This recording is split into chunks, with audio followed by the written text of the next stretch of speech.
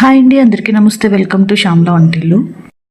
Time తక్కువగా ఉంది, ఫాస్ట్గా చేసేసుకోవాలి, ఏదైనా సింపుల్గా టేస్టీ రెసిపీ కావాలి అనుకుంటే ఈ వెజ్ ఫ్రైడ్ రైస్ ట్రై చేయండి. చాలా సింపుల్గా అయిపోతుంది, తక్కువ టైంలో చేసేసుకోవచ్చు, అలాగే టేస్టీగా కూడా ఉంటుంది.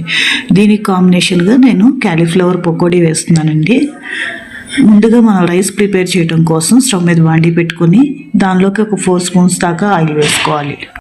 ఈ రైస్కి కావాల్సినవన్నీ నేను ముందుగానే కట్ చేసి పెట్టుకున్నానండి. ఇప్పుడు ఆయిల్ హీట్ అయిన తర్వాత మనం ముందుగా వెల్లుల్లిని పొట్టు తీసేసి చిన్న చిన్న ముక్కలుగా కట్ చేసుకొని వేసుకోవాలి. 4-5 పచ్చిమిర్చిని చిలుకలుగా కట్ చేసి వేసుకున్నాను. అలాగే కరివేపాకు, సన్నగా తరిగి పెట్టుకున్న ఉల్లిపాయలు వేసుకుని వేయించుకోవాలి. ఉల్లిపాయలు మరీ మెత్తగా వేగిపోవాల్సిన అవసరం లేదండి.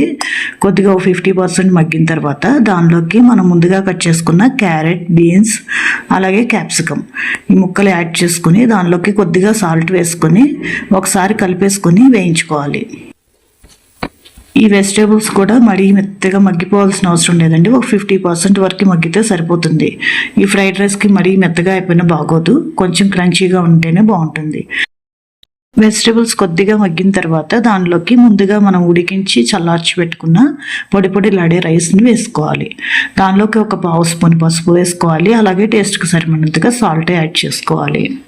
ఇప్పుడు దీనిలోకి 1 స్పూను సోయా సాస్ యాడ్ చేసుకోవాలి.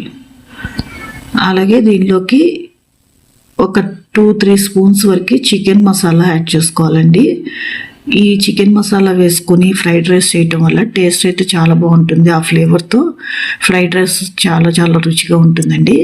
ఒకవేళ మీ దగ్గర చికెన్ మసాలా లేదు అనుకుంటే మటన్ మసాలా అయినా యాడ్ చేసుకోవచ్చు, లేదు అంటే ఎగ్ మసాలా అయినా యాడ్ చేసుకోవచ్చు. ఈ చికెన్ మసాలా వేసి ఫ్రైడ్ రైస్ చేసి చూడండి, ఆ టేస్ట్, ఆ ఫ్లేవర్ చాలా చాలా బాగుంటుంది.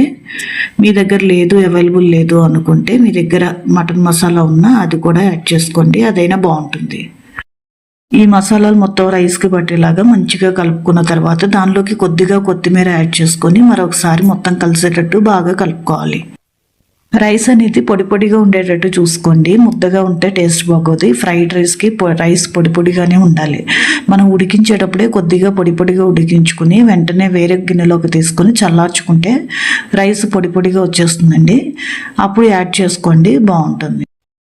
ఇలా చక్కగా పొడిగా వచ్చేస్తుంది, టేస్ట్ కూడా చాలా బాగుంటుంది. ఇప్పుడు దీనికి కాంబినేషన్గా నేను దీనిలోకి సైడ్ డిష్గా క్యాలీఫ్లవర్ పకోడీ చేస్తున్నానండి. వేరే నాన్ వెజ్ రెసిపీస్తో అయినా మీరు ట్రై చేయొచ్చు, ఏదైనా బాగానే ఉంటుంది.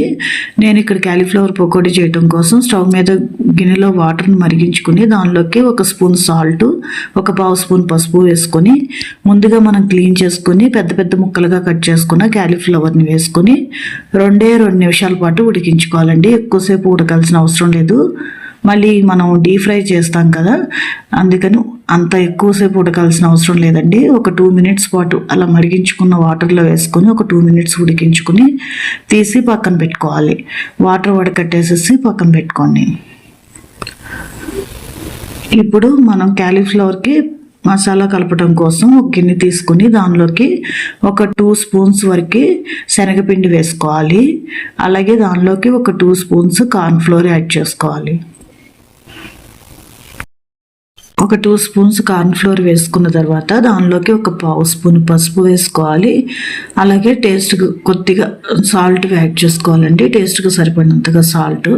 నేను ఒక స్పూన్ సాల్ట్ వేసుకున్నాను, ఒక 2 స్పూన్స్ కారం వేసుకున్నాను, ఒక 1/2 స్పూన్ ధనియాల పొడి, అలాగే ఒక 1/2 స్పూన్ గరం మసాలా వేసుకోవాలి.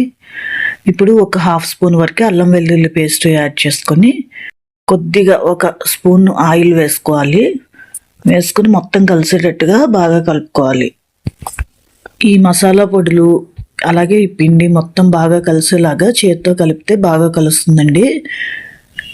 మొత్తం కలిసేలాగా బాగా కలపాలి.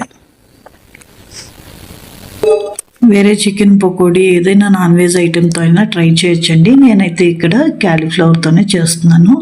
ఇప్పుడు ఈ మసాలాలు మొత్తం మంచిగా మిక్స్ అయిన తర్వాత దానిలోకి ఉడికించి పెట్టుకున్న ఈ క్యాలీఫ్లవర్ ముక్కలు మొత్తాన్ని కూడా వేసుకోవాలి.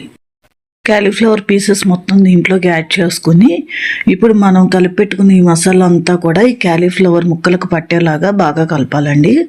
ఇది చక్కగా కోట్ అయ్యేలాగా కలపాలి.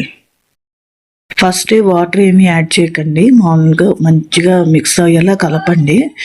లాస్ట్లో కొద్దిగా అవసరం అనిపిస్తే కొద్దిగా వాటర్ చల్లుకొని కలుపుకుంటే సరిపోతుంది. ఒకసారి మొత్తం కలుపుకున్న తర్వాత కొద్దిగా వాటర్ చల్లుకుంటే సరిపోతుందండి. ఎక్కువ పట్టవు వాటరు, కొద్దిగా 1 స్పూన్ వాటర్ వేసుకొని మొత్తం కలిసేలాగా కలుపుకోవాలి. ఇదిగోండి ఇలా ముక్కలకి పిండంతా పట్టాలి. అలా కలిపేసుకొని దాని లాస్ట్లో కొద్దిగా కరివేపాకు, పచ్చిమిర్చి కూడా వేసుకోండి. ఇది పకోడీ చేస్తున్నాం కాబట్టి పచ్చిమిర్చి కూడా వేసుకుంటే టేస్ట్ బాగుంటుంది. వేసుకొని కలుపుకొని బాండీలోకి ఆయిల్ హీట్ అయిన తర్వాత దానిలోకి ఒక్కొక్కటి విడిగా వేసుకోవాలి. అతుకుపోతాయండి. విడిగా చేసుకొని ఒక్కొక్కటి తీసుకుంటూ వేసుకొని వేయించుకోవాలి.